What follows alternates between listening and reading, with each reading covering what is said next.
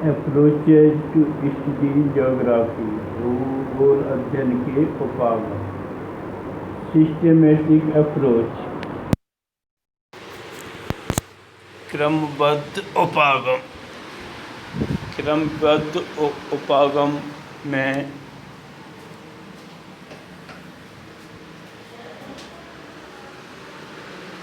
किसी एक भौगोलिक तत्व का पूरे विश्व के संदर्भ में अध्ययन किया जाता है, फिर उसका क्षेत्रीय आधार पर वितरण देखा जाता है। In systematic approach a phenomenon is studied world over as a whole, and then the identification of typologies or special pattern is done.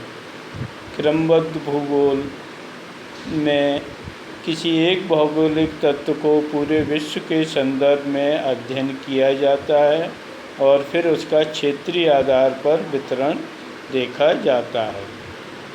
दूसरी अप्रोच है रीजनल अप्रोच, प्रादेशिक उपागम। In regional approach the world is divided into regions at different hierarchical levels and then all the geographical phenomena in a particular region are studied. These regions may be natural, political or designated region. प्रादेशिक उपागम। प्रादेशिक उपागम में विश्व को विभिन्न पदानुक्रम के क्षेत्रों या प्रदेशों में विभाजित किया जाता है तथा फिर एक प्रदेश के सभी भौगोलिक पहलुओं का क्रमबद्ध अध्ययन किया जाता है। यह प्रदेश प्राकृतिक, राजनीतिक या किसी अन्य प्रकार के हो सकते हैं। Branches of geography based on A systematic approach, क्रमबद्ध उपागम के आधार पर भूगोल की शाखाएँ। फिजिकल ज्योग्राफी, इसकी सब ब्रांच के रूप में geomorphology, climatology, hydrology, soil geography, Hindi में भूतत्व भूगोल। इसकी सब ब्रांच के रूप में भूगोल आकृति विज्ञान, जियोमॉर्फोलॉजी, जलवायु विज्ञान, क्लाइमेटोलॉजी, जलवायु विज्ञान, हाइड्रोलॉजी और मृदा भूगोल, सॉइल ज्योग्राफी। दूसरी मुख्य ब्रांच है फिजिकल के बाद ह्यूमन ज्योग्राफी, मानव भूगोल। मानव भूगोल की सब ब्रांच के रूप में सोशल और कल्चरल ज्योग्राफी, जिसमें सामाजिक रीति रिवाज, विभिन्न जनजातियाँ के जीवन के बारे में पढ़ते हैं। पॉलिटिकल एंड सेटलमेंट ज्योग्राफी, जिसमें जनसंख्या के विभिन्न तत्वों तथा उनके अधिवासों के बारे में पढ़ते हैं। इकोनॉमिक ज्योग्राफी, जिसमें संसाधन, आर्थिक गतिविधियों के बारे में पढ़ते हैं। हिस्टोरिकल ज्योग्राफी, विभिन्न ऐतिहासिक स्थलाकृतियों, घटनाओं का ऐतिहासिक पृष्ठभूमि देखते हैं, वो किस युग की बनी हुई हैं।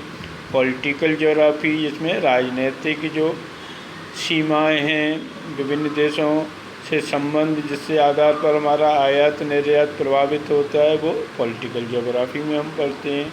हिंदी में मानव भूगोल, इसकी सब ब्रांच के रूप में सामाजिक या सांस्कृतिक भूगोल, जनसंख्या या आदिवासी भूगोल, आर्थिक भूगोल, ऐतिहासिक भूगोल तथा राजनीतिक भूगोल।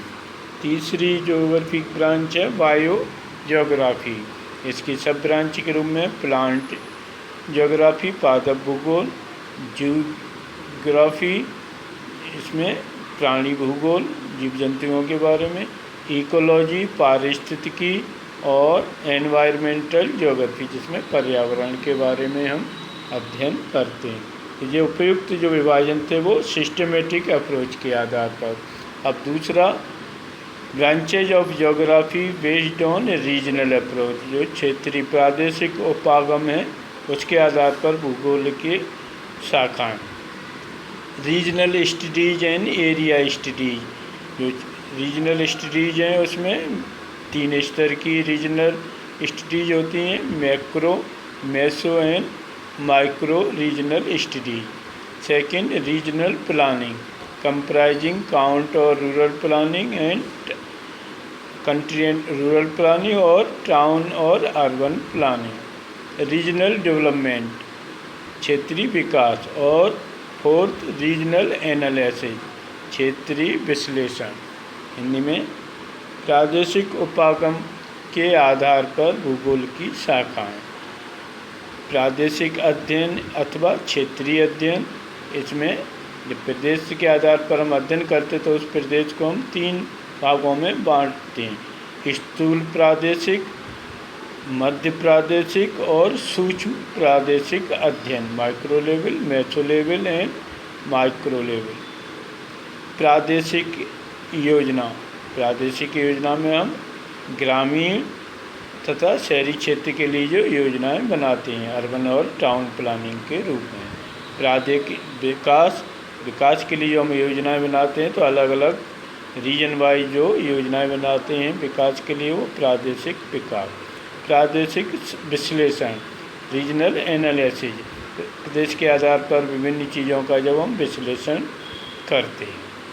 Physical geography and it's important, जो भौतिक भूगोल है और उसकी महत्ता है, क्योंकि इस पाठ्य पुस्तक का जितना भी कंटेंट है वो भौतिक भूगोल से संबंधित है, जो इसकी महत्ता को बताता है। This chapter appears in the book entitled fundamentals of physical geography.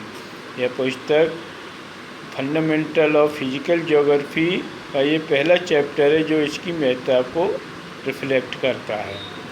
The content of the book clearly reflect it's scope, जो पाठ्य पुस्तक का कंटेंट है, विषय वस्तु है, वो इसकी व्यापकता को क्लियरली शो करता है।